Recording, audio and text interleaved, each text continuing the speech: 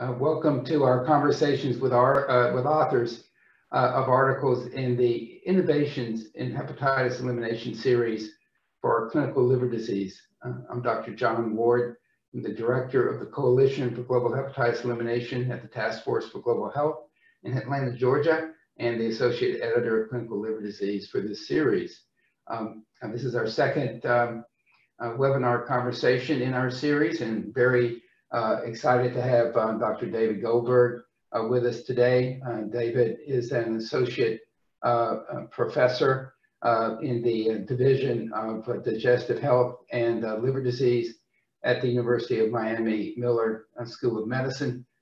He has over 100 scientific publications on a variety of different topics, including looking into health disparities for persons with advanced liver disease and hepatocellular carcinoma.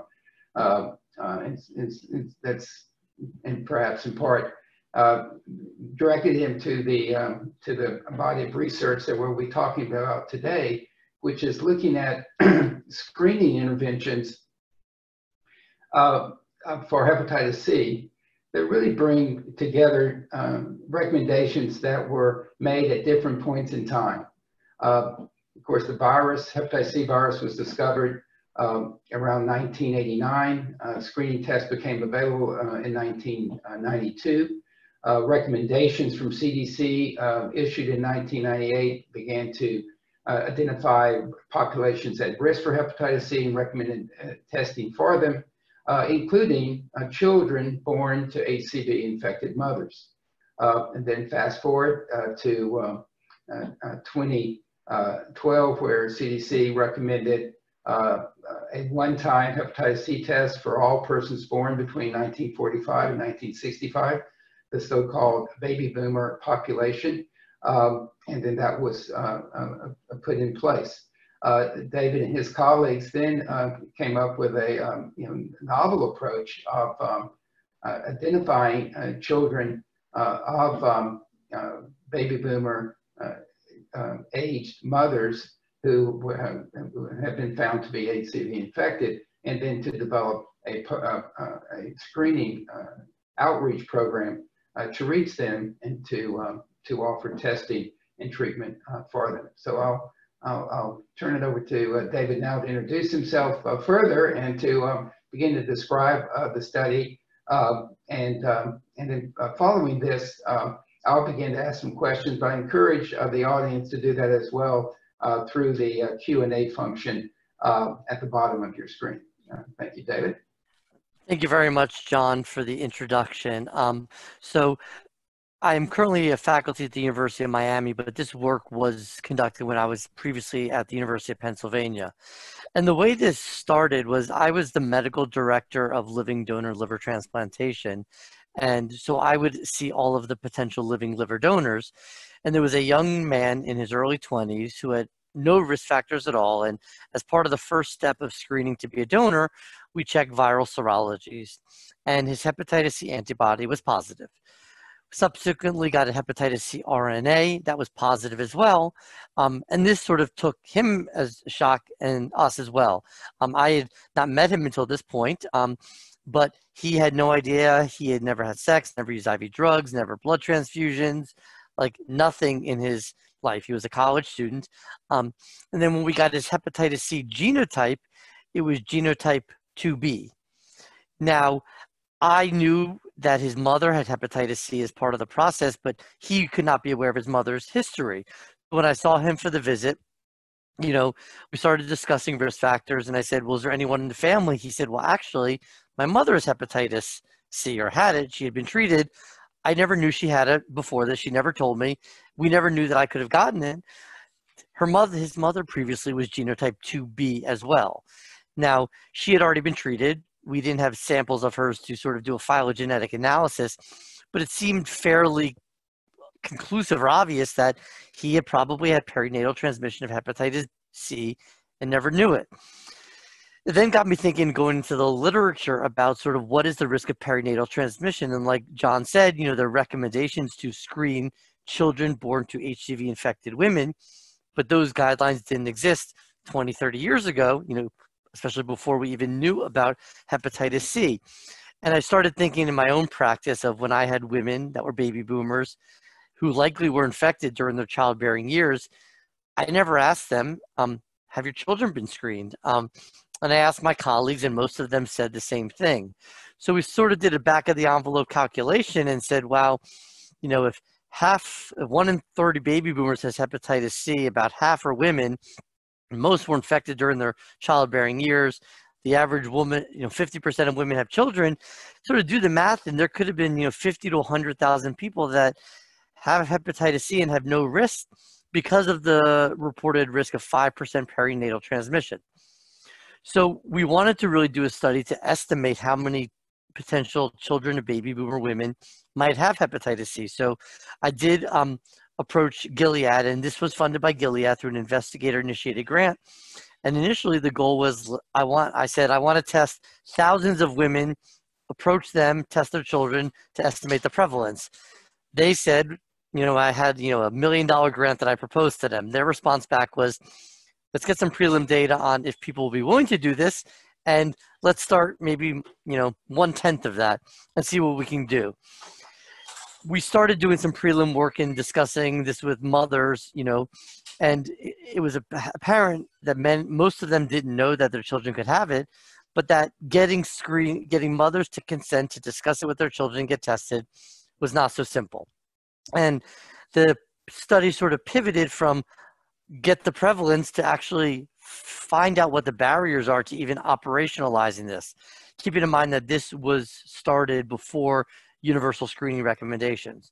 So the way we designed our study was that we would approach mothers with hepatitis C or women, baby boomer women with hepatitis C engaged in care in our liver clinic based on our electronic medical record and those who've been treated, approach them and say what we're doing this study. We want to see if your children could be at risk, explain to them why we're doing this, and then say we could offer free testing of their children. So Gilead would pay for the testing if patients didn't have insurance, and as well as they would pay for study drug if someone was found to have hepatitis C and didn't have insurance or the copay was prohibitive. So we started this out. We started contacting women, calling, and it was largely my research coordinator who was the first author of the paper, Maureen McCauley, and we were really not having much success. Most of the women said, I'm not interested. There's no way my kids could have gotten it. I had hepatitis C. I developed hepatitis C 10 years ago. Obviously, that was when they were diagnosed. I'm not interested. And there was a disengagement. So I actually reached out to a colleague, Stacy Truskin, who does a lot of work in sort of hepatitis C testing, and told her my dilemma. And she was very helpful. And the three things that she said to do were to provide some information to the parents and to their children, very brief of like, what is hepatitis C? What are the risks?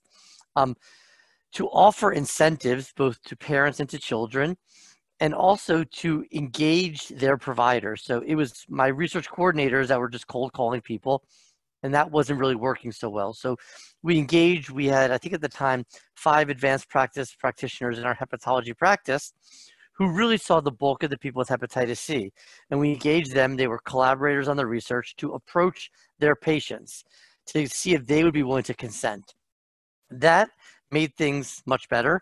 We were able to get many more mothers involved, but despite all of that, we approached 260 women, only 40% consented. Those who didn't consent said, I don't want to give you my children's information, I don't want them to know, or there's no way they have it. What we found was that, of the 100 mothers that consented, they had limited understanding of hepatitis C. So as an example, almost half of them had a history of IV drug use, but of those, 40% said that IV drug use could not have been their risk for getting hepatitis C. The majority thought that they were infected when they were diagnosed and not 20, 30, 40 years ago. There were some differences by race. We found that the white women that we interviewed, about 60% knew that they could pass it to their children as compared to 30% of blacks, but you could argue they both were quite low.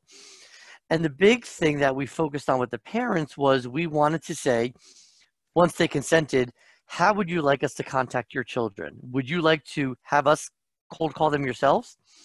would you like to do it yourself and ask them to call us, or would you contact them first and then we contact them? You know, we thought that either of the approaches could work because 85% of the women said that their children knew about their diagnosis. Now, we obviously couldn't confirm that. We took their word for it.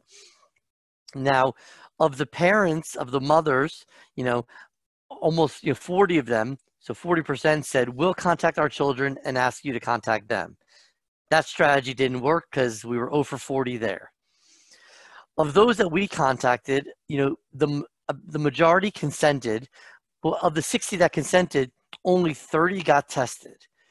And this is, again, only 30 got tested of those people who were given education, $20 incentive, free lab tests, and the opportunity to get free drug when they were told that they could have a 5% chance of having hepatitis C. In terms of why they didn't get it, some children said, well, I would know if I had hepatitis C.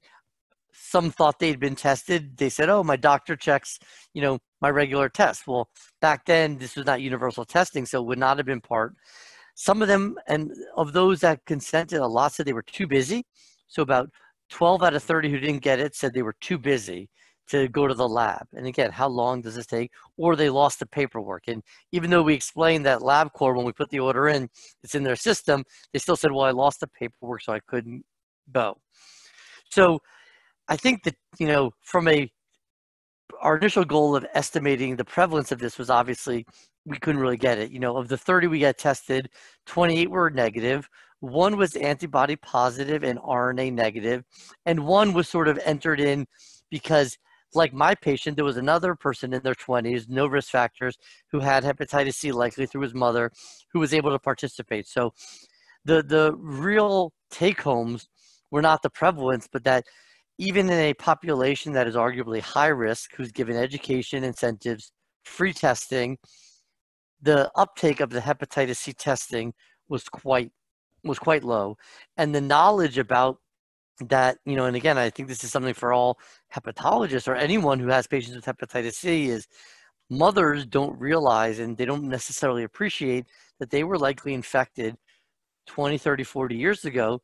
And for those of childbearing age, they may have passed it unknowingly to their children because we didn't know about hepatitis C. And I think that was something interesting, is how many of the mothers sort of didn't temporarily sort of relate everything together.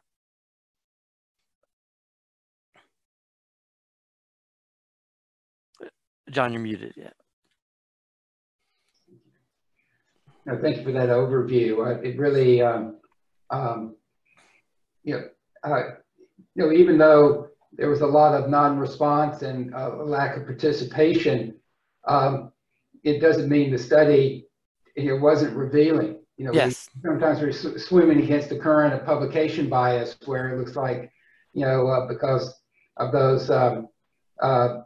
those factors, sometimes research doesn't get published. But in this case, I think it's very revealing of some of the barriers and what you have to work through to get participation into a public health intervention, such as screening and linkage to care, beginning with the mothers who had different responses to their providers. And so I had some questions about whether you thought, did you look at how long they had been in the clinic, or how long they had a relationship with the provider asking for their participation? I think you did notice that, or did note that in-person solicitation was more effective than by telephone for the mother. Yeah, so that's, that's, if I had to do this again, so, we know the in-person consent rates were much higher, and the ability of them to give us their children's contact information was higher in person.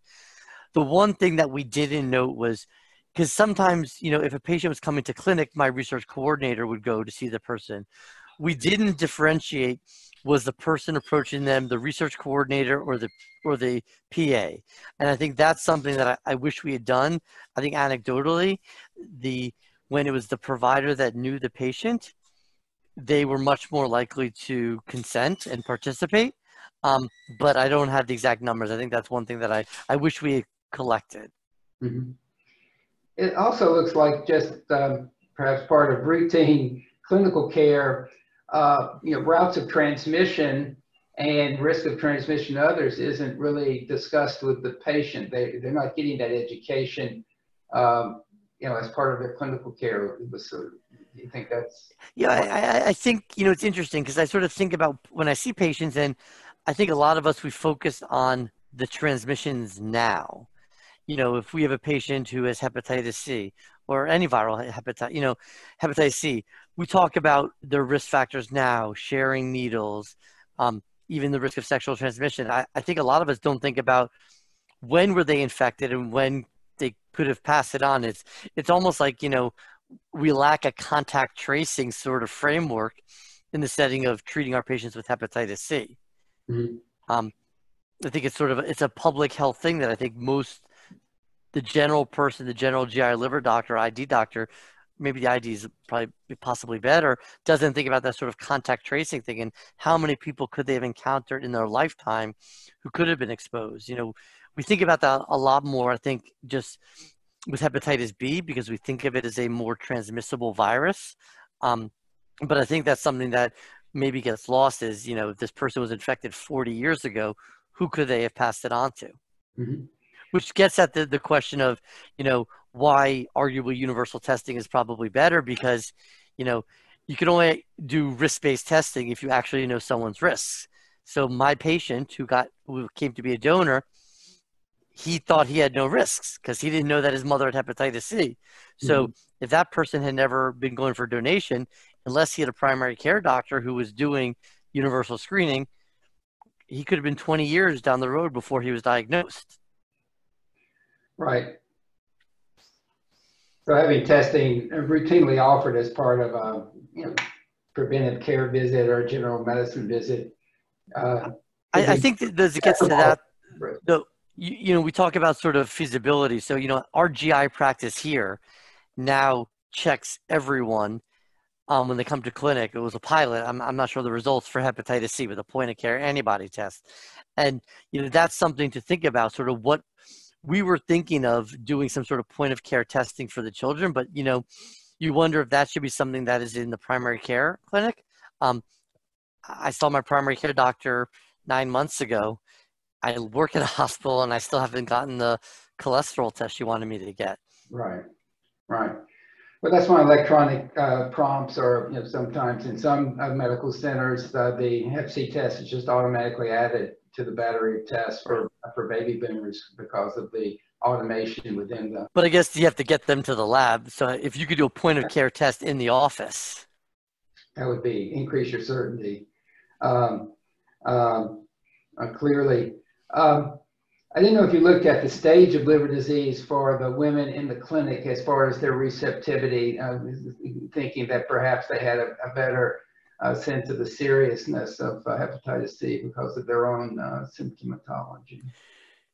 We didn't. Now, we didn't specifically. Now, sort of again, anecdotally, didn't capture this. The patients that we had post-transplant who we contacted, they gave us all their children's contact information. But what was different, though, is those patients also were much more likely for their children to already know.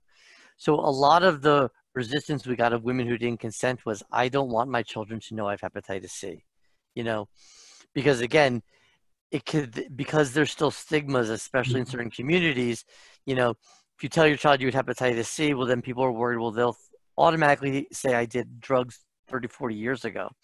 Yeah. And I think it seems, again, we didn't capture this. And again, that's something else that would have been nice to do, is that the more advanced the liver disease, the more likely it was like an open, it wasn't a secret.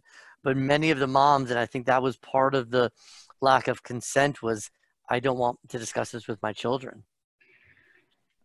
Yeah, I mean, as I was reading the article, a lot of family dynamics, started coming to mind. It's just, really revealing in terms of the different options that women would take for notifying their children. Right?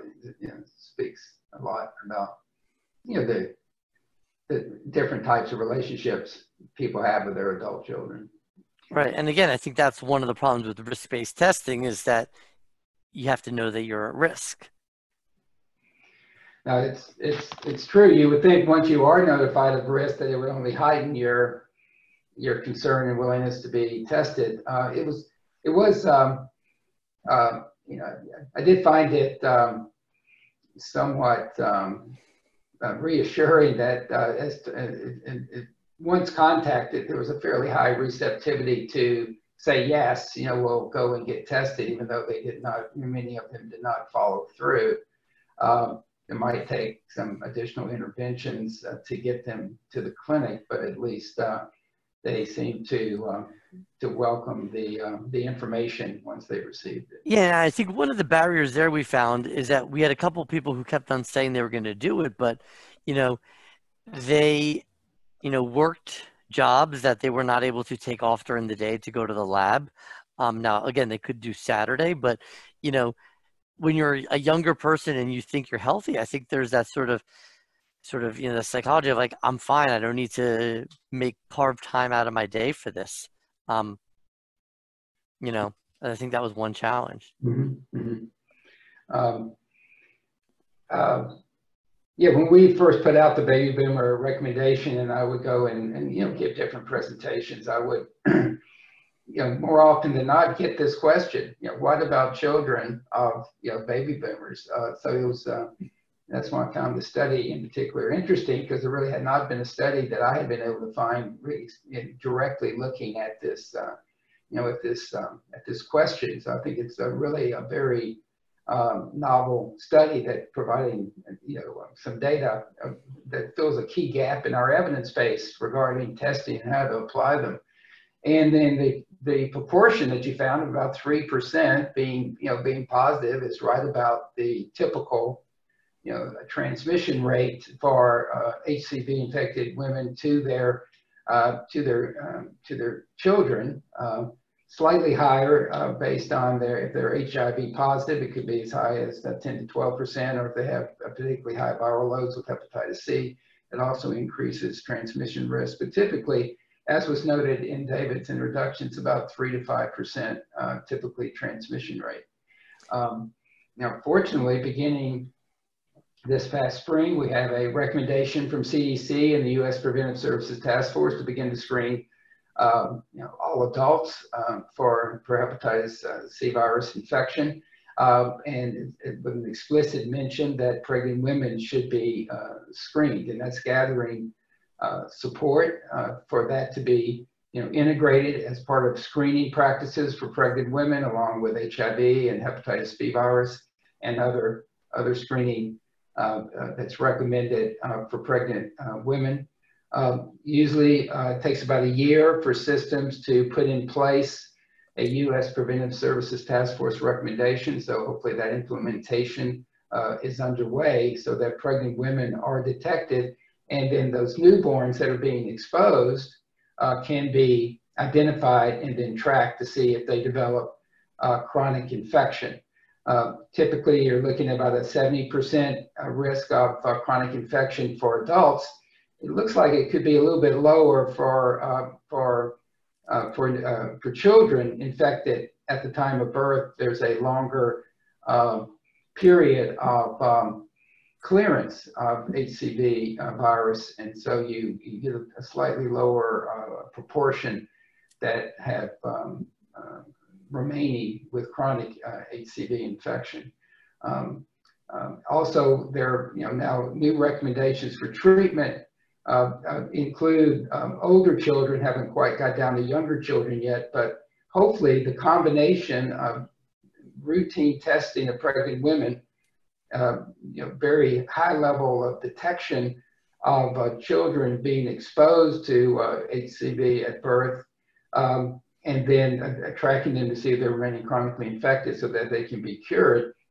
You know, this sort of phenomenon of children aging into adulthood with chronic infection will become much more of a rare event in our country in the future.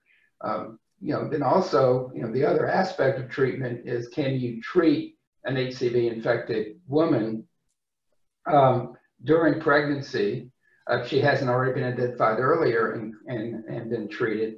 Can you treat them to really eliminate the risk of transmission?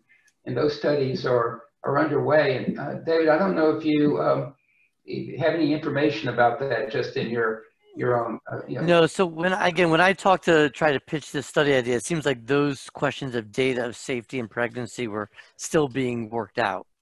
Yeah.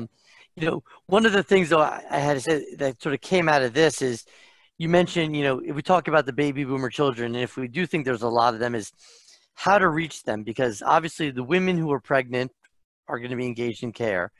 Many or most women will least likely see their OBGYNs on some regular basis for pap smears or whatnot, but might that be a point of entry to tests? But for men, I'm a physician. I went 8 years without seeing the primary care doctor until my wife made me. And I think a lot of the patients we had, especially the men in their sort of 20s to 30s and even 40s, didn't ever see a doctor. So the question, I think, is sort of how to reach them. We had talked about, at least for the youngest, is, college campuses as a testing platform for at least kids, in the 18 to 22 range. Obviously not everyone goes to college, but I think that will be the sort of question of operationalizing is how are you going to get it to them? Because if they're not engaged in care, it won't matter what the recommendation is. It's sort of, we have to get a point of entry to the provider. Mm-hmm. No, that's exactly right. I mean, when we were considering baby boomers, at least people in that age group, if you look at the statistics, a very high proportion see a clinician at least once per year. Right. So that does provide an opportunity for screening. That's much, to your point, it's much lower proportion for younger adults. More so for women, as you point out, than for men. But where is that intersection of that population you're trying to test with the health system so that they can be routinely tested is going to be the new area of implementation research that really needs to take place. And obviously you combine it with HIV testing, and there's other opportunities for integration. But that's what we're looking forward to really fully implement these new recommendations for routine testing for all adults.